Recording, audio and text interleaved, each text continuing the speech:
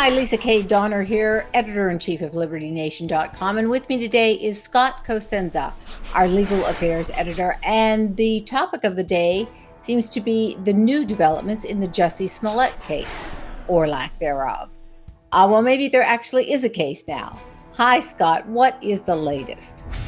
Who would have thought there would be another additional new case in the Jussie Smollett case, Lisa? This time, the Osundairo brothers, who are the two Nigerian brothers of Nigerian descent, who were in league with Mr. Smollett in hoaxing us, creating this fake hate crimes hoax. And then they basically fessed up to avoid prosecution in the case and told the truth about how Jussie engaged them and basically created a conspiracy to present this hoax. They are suing Mr. Smollett's attorneys, Mark Geragos and Tina Glandian, for defamation. So they're proclaiming that they were defamed by both of Smollett's attorneys and that they intend to recover financial damages from those attorneys. All right, but aren't attorneys generally protected so they can argue on behalf of their clients?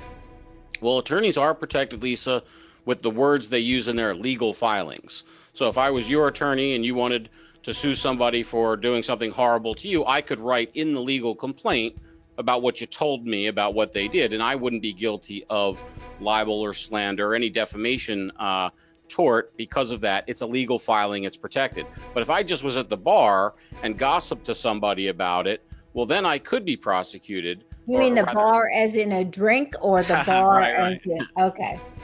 No, if I was at the bar and I was chatting to somebody about it, I could be sued, and I wouldn't have that protection. And these are statements that these attorneys made to Good Morning America, The Today Show, and a podcast hosted by Adam Carolla and Mr. Geragos himself.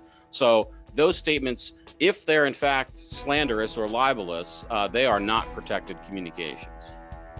All right. Now, what is your initial impression of the case? I mean, does it have any merit? Is it likely to go somewhere, or is this dead upon arrival?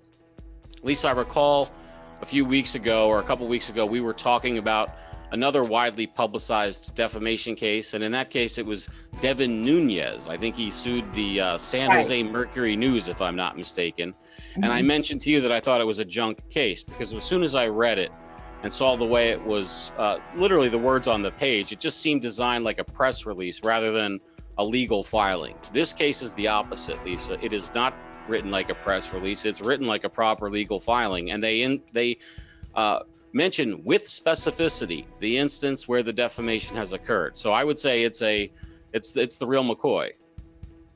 Yeah, I believe you also put it up against the Ron Darling, Lenny Dykstra case, and you said that case probably does have merit as well. Yes, that was another one not designed for PR purposes, but seemingly to actually recover some dough, which, as we must bear in mind, that's all the civil litigation process is about. It's not about anything other than money. So in this instance, the Osundairos wish for Mr. Geragos and associate to pay them out for the lies that they claim he told about them. What about federal charges against Smollett? Are they pending? We're still waiting to hear, Lisa. Let's recall that before the hoax physical attack, there was a hoax letter sent to the studio where Smollett records his TV program, and it included ground up powder, presumably to mimic anthrax. It turned out to be Tylenol in a forensic analysis. But is it possible that that was a genuine hoax hate letter sent by someone else? Well, it seems like that stretches credulity beyond measure. So I think that people, who don't have a horse in the race think that Smollett must have sent that letter to himself or had yet some other third party do so, and that's what the federal investigation will reveal. Because of the presence of the fake anthrax, I think it initially, right from the jump, had already been taken very seriously by those authorities. So it's only a matter of time before we find out what the next, as the world turns, right? It's like a soap opera, this case. So who knows what the future holds. Scott, isn't it likely that if Smollett posted it, it would have his fingerprints or something on it? Or do you think he went as far as to put on gloves or something? We know so far, Lisa, that he hasn't been the most clever of hoaxers by using a personal check to reimburse his attackers. He told them to go to a local hardware store to get the ski masks, and I mean, just hey, look, it's hard to hoax a crime. I mean, he's got the whole world picking apart the threads that make it basically not kosher to anybody who's looking at it. So.